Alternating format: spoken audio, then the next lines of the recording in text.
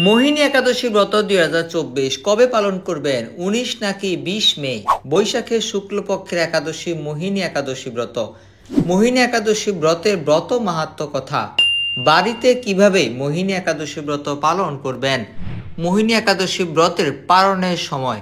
সুপ্রিয় ভক্তবৃন্দ, মোহিনী একাদশী ব্রতের সকল কিছু আমরা এই ভিডিওতে জানতে চেষ্টা করব, তো ভিডিওটি শেষ পর্যন্ত দেখতেই থাকুন।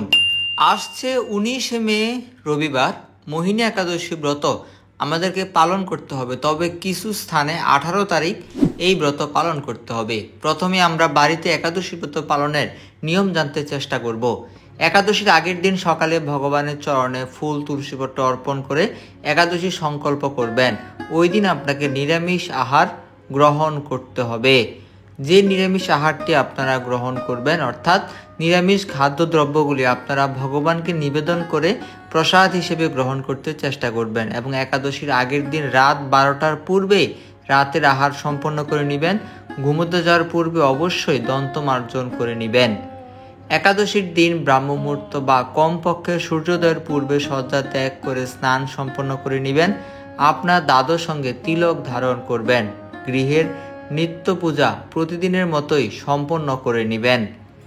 শাস্ত্রে একাদশীতে সম্পূর্ণ নির্জল উপবাসের কথা বলা হয়েছে। আবার শাস্ত্রে বলা হয়েছে যারা নির্জল উপবাস করতে অসমর্থ তারা পঞ্চরবি শস্য যেমন ধান, গম, ভুট্টা, গম, ডাল, সরিষা এগুলি বর্জন করে অনুকল্প প্রসাদ যেমন জল, ফলমূল, দুধ, সবজি আহার করে একাদশী ব্রত পালন করতে পারবেন। তবে সবজি রন্ধনের সময় সয়াবিন তৈল বর্জন করবেন। ঘৃত, সূর্যমুখী তৈল বা বাদাম তৈল ব্যবহার করবেন। একাদশী তিথি হচ্ছে ভগবানের প্রিয় তিথি। এই তিথির আরেক নাম হরিবাসর তিথি। এই তিথিতে যদি কেউ হরে কৃষ্ণ মহামন্ত্র অধিক সংখ্যক জপ কীর্তন করেন, গীতা ভাগবত অধ্যয়ন করেন, একাদশীর মাহাত্ম্য পাঠ করেন, তার ফলে ভগবান সে ভক্তের প্রতি অধিক প্রসন্ন হন এবং আপনার একাদশী ব্রত উপবাস সার্থক হয়। একাদশীর পরদিন পঞ্চরবি শস্য দ্বারা ভোগ নিবেদন করে সেই প্রসাদ পালনের নির্দিষ্ট সময়ের মধ্যে গ্রহণ করে একাদশী ব্রত সমাপ্ত করুন। এখন আমরা ব্রত মাহাত্ম্য পাঠ করব। মোহিনী একাদশী ব্রত মাহাত্ম্য কুর্ম পুরাণে বৈশাখ শুক্লপক্ষের মোহিনী একাদশী ব্রত মাহাত্ম্য বর্ণনা করা হয়েছে। মহারাজ যুধিষ্ঠির বললেন, হে জনার্দন, বৈশাখ শুক্লপক্ষিয়া একাদশীর কি নাম, কি ফল, কি বিধি, এই সকল কথা আমার নিকট বর্ণনা করুন। উত্তরে ভগবান শ্রীকৃষ্ণ বললেন, হে ধর্মপুত্র, আপনি আমাকে যে প্রশ্ন করেছেন, পূর্বে শ্রীরামচন্দ্র বশিষ্ঠের কাছে এই একই প্রশ্ন করেছিলেন।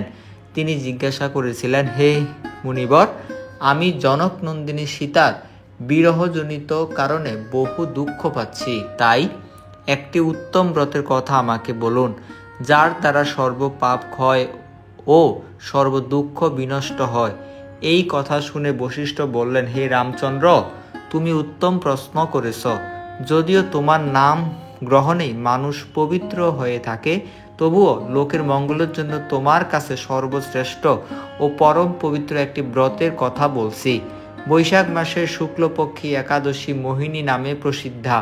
এই ব্রত প্রভাবে মানুষের সকল পাপ, দুঃখ ও মোহজাল অচিরেই বিনষ্ট হয়। তাই মানুষের উচিত সকল পাপকারী ও সর্বদুঃখ বিনাশী এই একাদশী ব্রত পালন করা। একাগ্র চিত্তে তার মহিমা তুমি শ্রবণ করো।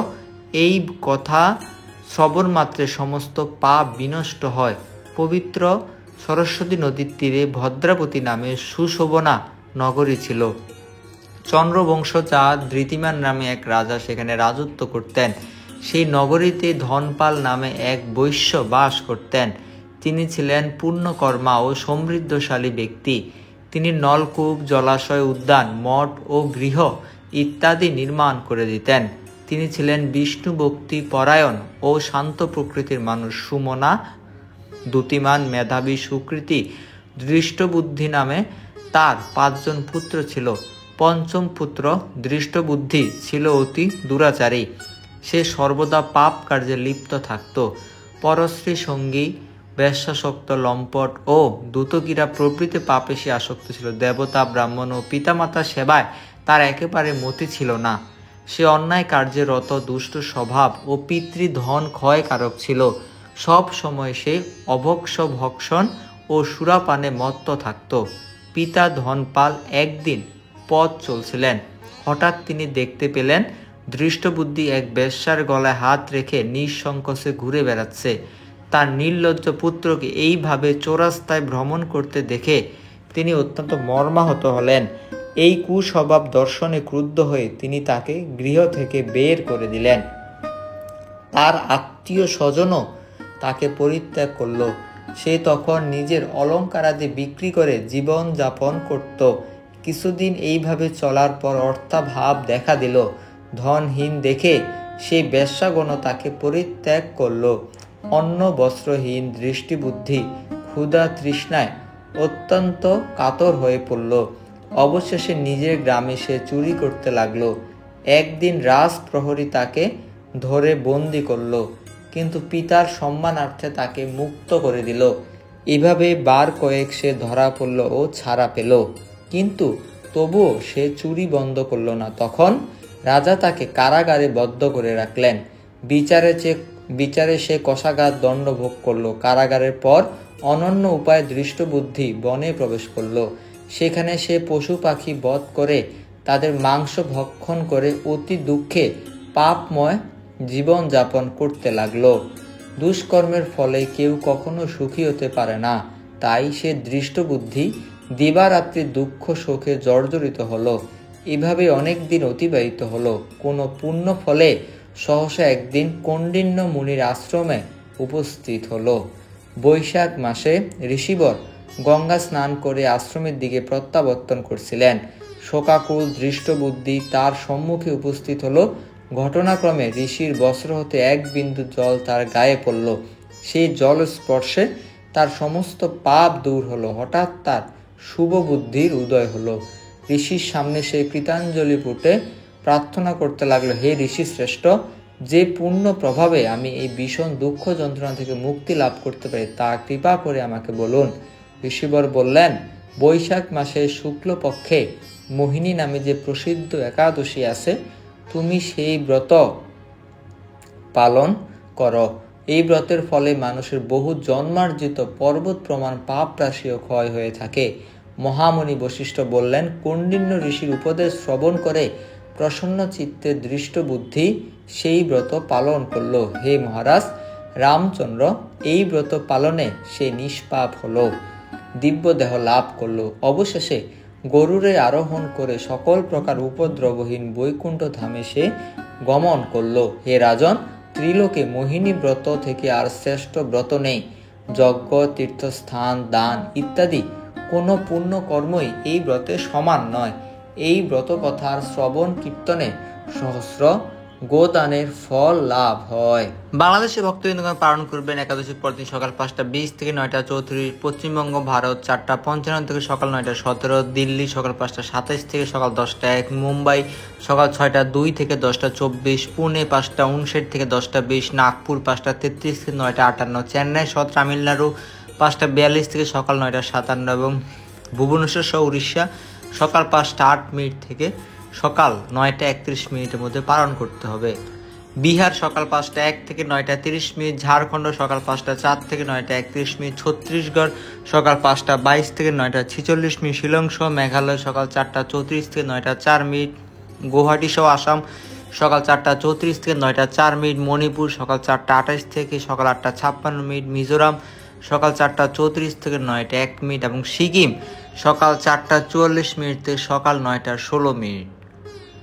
বৃন্দাবন সকাল 5:27 থেকে সকাল 10টা, বেঙ্গালুরু সহ কর্ণাটক সকাল 5:53 থেকে সকাল 10:08, হায়দ্রাবাদ সহ তেলেঙ্গানা সকাল 5:42 থেকে 10:02, আগরতলা সহ ত্রিপুরা সকাল 4:40 থেকে সকাল 9:07, গুজরাট সকাল 6:03 থেকে সকাল 10:29, কেরালা সকাল 6:01 থেকে 10:14, পাঞ্জাব সকাল 5:29 থেকে 10:06, রাজস্থান সকাল 5:42 সকাল 10:14, মধ্যপ্রদেশ সকাল 5:32 থেকে 9:58, উত্তরপ্রদেশ সকাল 5:16 থেকে 9:47, হরিয়ানা সকাল 5:31 থেকে 10:05, নাগাল্যান্ড সকাল 4:23 থেকে 8:53, বিশাখাপত্তনম সহ অন্ধ্রপ্রদেশ সকাল 5:23 থেকে 9:43 গোয়া সকাল 6:03 থেকে 10:21, অরুণাচল প্রদেশ সকাল 4:18 থেকে সকাল 8:51 এবং হিমাচল প্রদেশ সকাল 5:22 থেকে সকাল 9:59 মধ্যে পালন সম্পন্ন করতে হবে।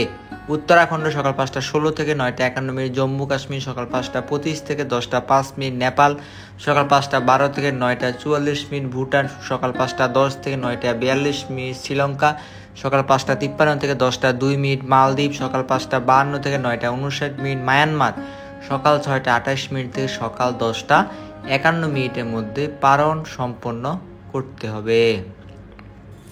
এরপর মালয়েশিয়া সকাল 7:01 থেকে সকাল 11:07, সিঙ্গাপুর সকাল 6:55 থেকে 10:59, ইন্দোনেশিয়া সকাল 5:54 থেকে 9:51, থাইল্যান্ড সকাল 5:50 থেকে 10:06, ভিয়েতনাম সকাল 5:17 থেকে 9:41, ফিলিপাইন সকাল 5:27 থেকে 9:44, জাপান সকাল 4:32 থেকে সকাল 9:16 এবং দক্ষিণ কোরিয়ায় সকাল 5:18 থেকে সকাল 10:05, বেইজিং সহ চীন সকাল 4:55 থেকে 9:45, হংকং সকাল 5:41 থেকে 10:07, অস্ট্রেলিয়া সকাল 6:55 থেকে 10:18, নিউজিল্যান্ড সকাল 7:27 থেকে 10:40, দুবাই সহ আবুধাবি সকাল 5:36 থেকে 10টা, সৌদি আরব সকাল 5:07 থেকে 9:35, বাহরাইন সকাল 4:48 থেকে 9:19, কুয়েতে পালন করতে হবে সকাল 4:53 থেকে সকাল 9:27 মধ্যে, কাতার 4:46 থেকে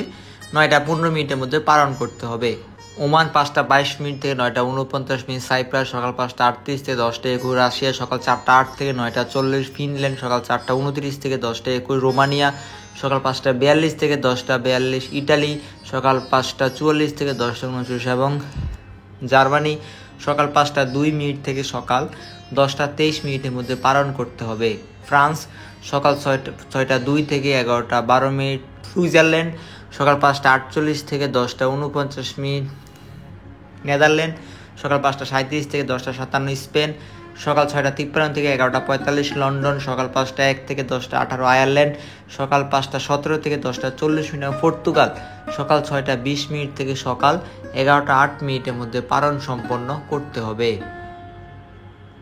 সাউথ আফ্রিকা 7:35 থেকে সকাল 11টা, মরিশাস 6:33 থেকে সকাল 10:15, নিউ ইয়র্ক 5:34 থেকে 6:30, কানেকটিকাট সকাল 5:26 থেকে 6:30, নিউ জার্সি সকাল 5:37 থেকে 6:30, ওয়াশিংটন ডিসি সকাল 5:50 থেকে 6:30, নর্থ ক্যারোলিনা সকাল 6:11 থেকে 6:30, জর্জিয়া সকাল 10:54 থেকে সকাল 11:11 মধ্যে পালন সম্পন্ন করতে হবে, ফ্লোরিডা সকাল 10:54 থেকে 11:09, টেনেসি সকাল 9:54 থেকে 10:19, মিশিগান সকাল 6:09 থেকে 6:30, শিকাগো সকাল 5:25 থেকে 5:30, ডালাস সহ টেক্সাস সকাল 9:54 থেকে 11:04, ক্যালিফোর্নিয়া সকাল 7:54 থেকে 10:32, সান ফ্রান্সিসকো সকাল 7:54 থেকে 10:43, ওয়াশিংটন স্টেট সকাল 7:54 থেকে সকাল 10:25, মন্ট্রিয়াল কানাডা সকাল 5:17 থেকে 6:30, টরন্টো সকাল 5:46 থেকে 6:30, অন্টারিও সকাল 5:47 থেকে 6:30, অটোয়া সকাল 5:26 থেকে 6:30, ম্যানিটোবা 5:10 থেকে 5:30, অ্যালবার্টা 8:54 থেকে 11:07, ব্রিটিশ কলাম্বিয়া সকাল 7:54 থেকে 10:54 এবং সাসক্যাচুয়ান সকাল 8:54 থেকে সকাল 10:18 মধ্যে পালন সম্পন্ন করতে হবে। হরে কৃষ্ণ।